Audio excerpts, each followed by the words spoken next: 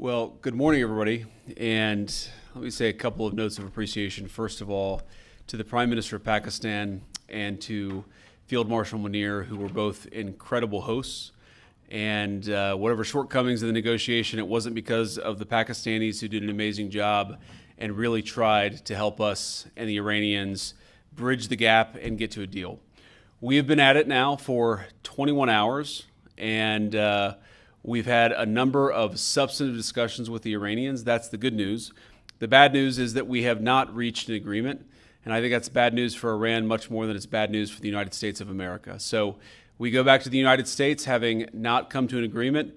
We've made very clear what our red lines are, what things we're willing to accommodate them on, and what things we're not willing to accommodate them on.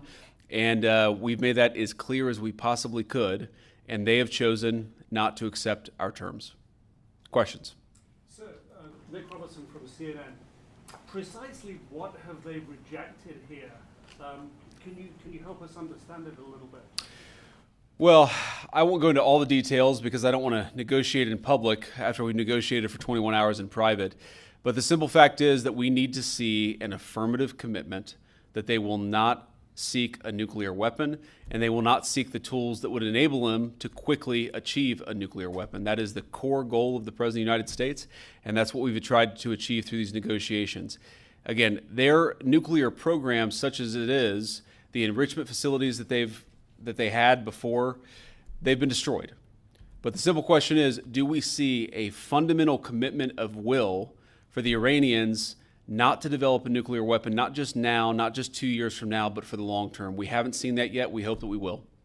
Jen. Was there a framework on anything? And also, did the Iranian frozen assets come up? And did you reach any conclusions on those frozen assets? We talked about all those issues, Jen, and we talked about a number of issues beyond that. And so certainly those things came up. But again, we just could not get to a situation where the Iranians were willing to accept our terms. I think that we were quite flexible. We were quite accommodating. The president told us, you need to come here in good faith and make your best effort to get a deal.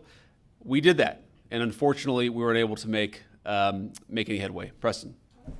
Mr. Vice President, how often did you communicate with President Trump throughout the negotiations? There were reports that there were multiple rounds, where there were breaks in between negotiations. How often did you communicate with the president throughout those rounds, and what was he saying as you were going through these negotiations that you said fell short? Yeah, obviously we were talking to the president consistently. I don't know how many times we talked to him, a half dozen times, a dozen times over the past 21 hours. We obviously also talked to Admiral Cooper, to Pete, to Marco, to the entire national security team. We talked to Scott Bessent a number of times. So look, we were constantly in communication with the team because we were negotiating in good faith. And we leave here with a very simple proposal, a method of understanding that is our final and best offer. We'll see if the Iranians accept it. Thank you.